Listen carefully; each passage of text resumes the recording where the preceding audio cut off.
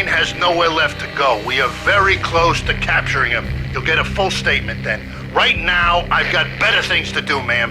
That was Deputy Chief Jim Rivera from the NYPD with no further comment at this time. Apart from his suspicious food habits, I figured Bravura to be one of the good guys. Fate had just dropped us on different sides in this.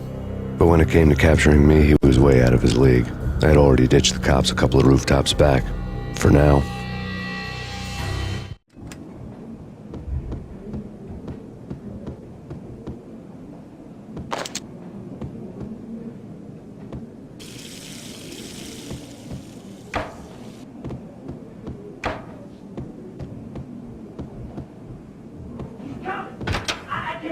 Ready?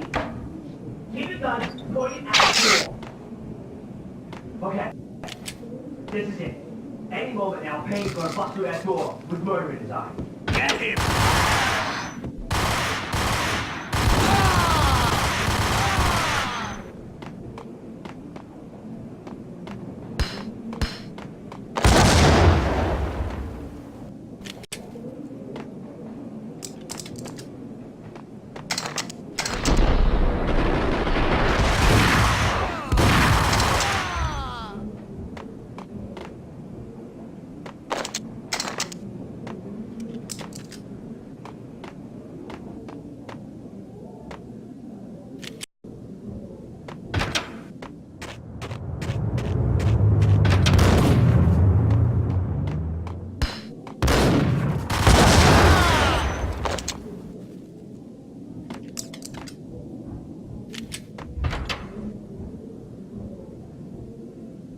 Open, goddammit!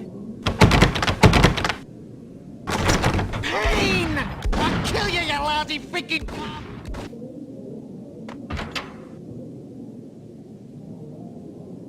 Open, goddammit!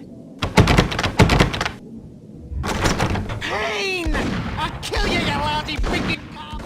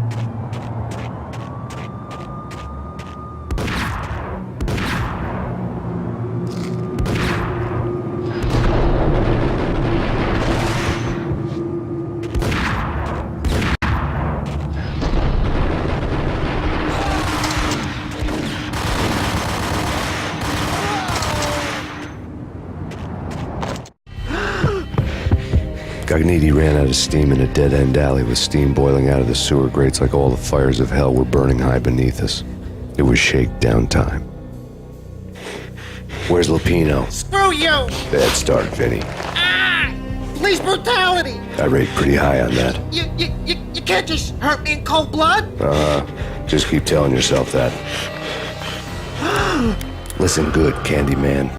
I'm not gonna be anybody's fall guy. I wanna know where your boss is hiding. There was no glory in this. I hadn't asked for this crap. Trouble had come to me in big dark swarms. The good and the just were like gold dust in the city. I had no illusions. I was not one of them. I was no hero. Just me and the gun and the crook. My options had decreased to a singular course. I'll tell you, just don't hurt me no more. Lupino's at Ragnarok, the nightclub. Book me! Take me home into the freaking jail, just don't hurt me! Your rights will be read at your funeral.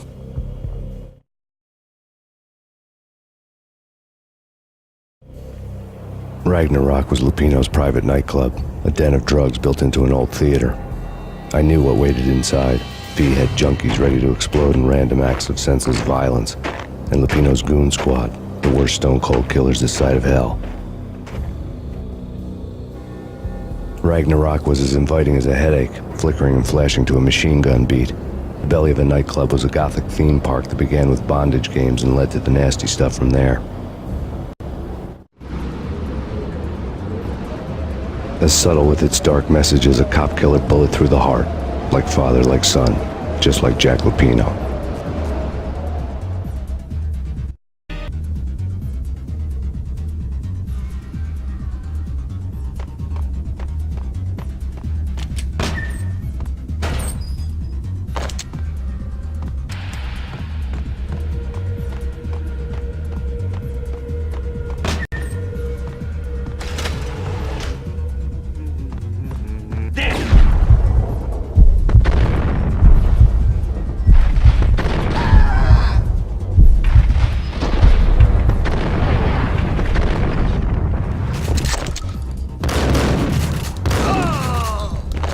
The book had never been a bestseller. Given the setting, I was surprised to find that somebody had been passing time reading. The paperback was entitled The Age of Murder and Storm. The blurb on the back mentioned Norse mythos and Ragnarok, the end of a Viking world with a terrible winter that covered the earth in ice, when vile crimes were rampant and all humanity lost. I could see how somebody impressionable might get it into their head that we were at the end of time. I was also beginning to see what the nightclub and its owner were all about.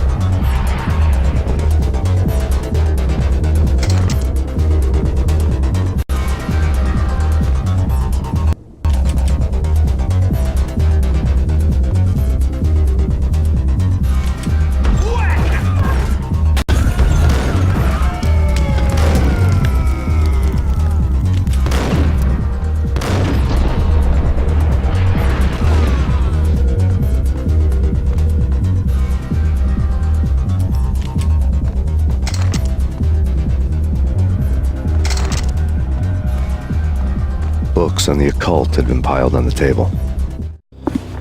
The room was stacked with light reading, such as Necronomicon, Witchcraft, and Paradise Lost. Old exotic titles like Malleus Maleficarum and De Umbrarum Reini Novum Portus. Books with pentagrams on their covers, all dealing with the occult and the infernal, lying between stacks of horror videos and a couple of Ouija boards. The only thing I could take seriously was the thought of Lupino taking it seriously. He had been spending a lot of time getting intimate with the guy downstairs.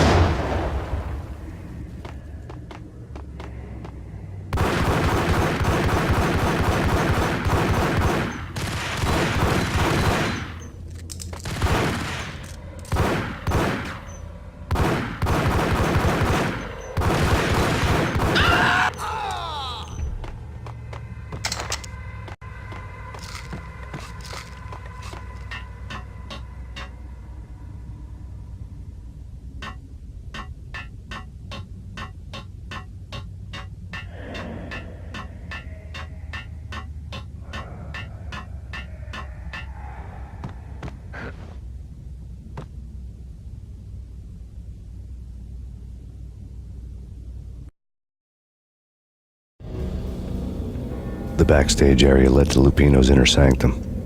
The hot air inside was like an invisible wall, thick with incense and something else, a sickly sweet smell that made you gag.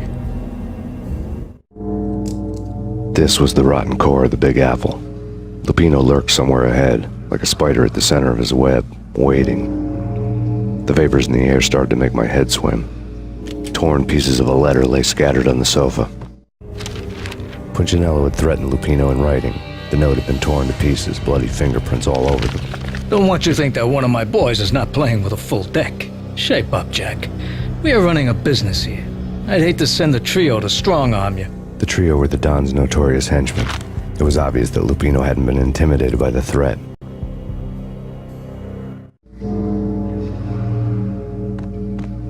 Lupino's notes covered the table. Jack Lupino was crazy, all right. The table was scattered with notes of demented arcane nonsense written in rusty blood, a mishmash list of demons, devils, and dark gods evoked. Beelzebub, Asmodeus, Baphomet, Lucifer, Loki, Cthulhu, Lilith, Hela, blood given to you all. He was after that old Faustian deal, your soul for power and fortune. Just sign on the dotted line with your blood. Lupino's notebook lay on the pedestal. Jack Lupino was crazy, all right. Mythic wolves, let loose to devour the sun and the moon. Lupino is the wolf. I'm Mr. Beast, the big bad Fenris wolf. I'm the end of the world man, wearing the flesh of fallen angels. After Y2K, the end of the world had become a cliche. But who was I to talk? A brooding underdog avenger alone against an empire of evil, out to right a grave injustice. Everything was subjective. There were only personal apocalypses. Nothing is a cliche when it's happening to you. The flesh of fallen angels! Come to me all! Astaroth, Beelzebub, Asmodeus, Baphomet, Lucifer, Loki, Satan, Cthulhu, Lord, to you all! Secrets living in reality. I've seen it. The corruption of flesh. Ooh! I'm the wolf, yeah! I am the wolf! It's close. It's coming. You have come. A witness to the end of time. I will rise to her side. I don't need the words. I'm beyond the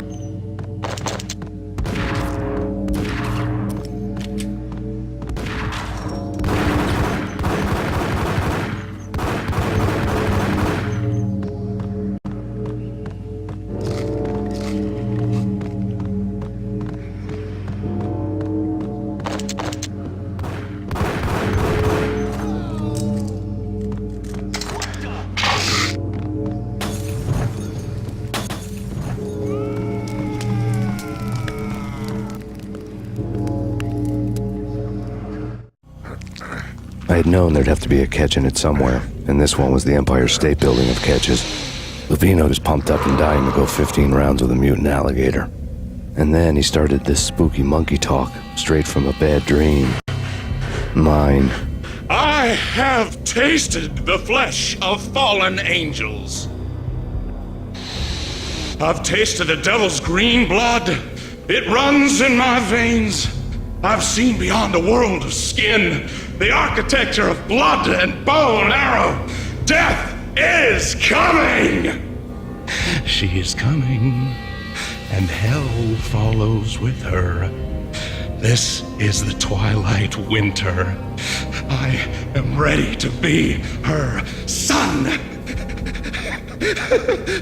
Her time is now, and all who stand in her way must die!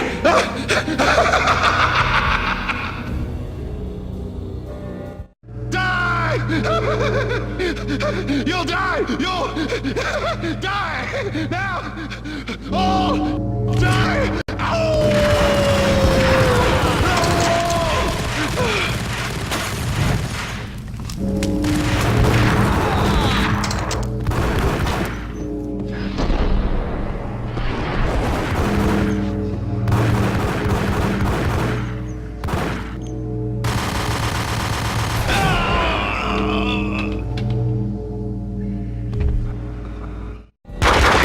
Lupino finally went down.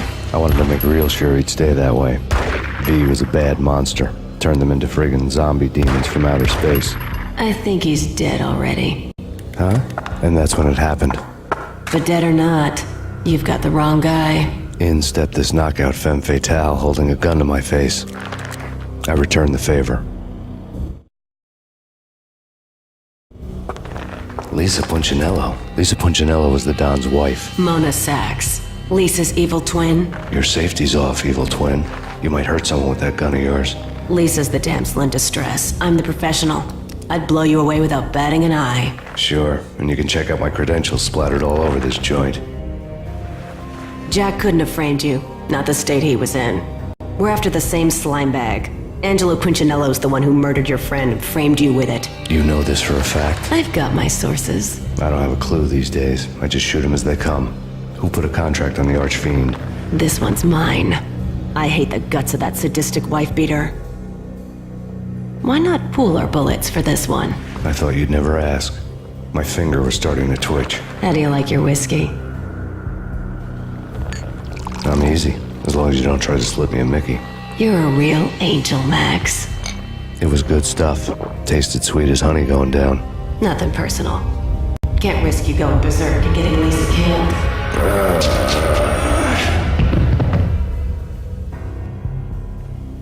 The nightmare was always the same. Violent shapes moving in darkness, old and ugly. The killer's mad laughter was a riddle filled with wicked innuendo.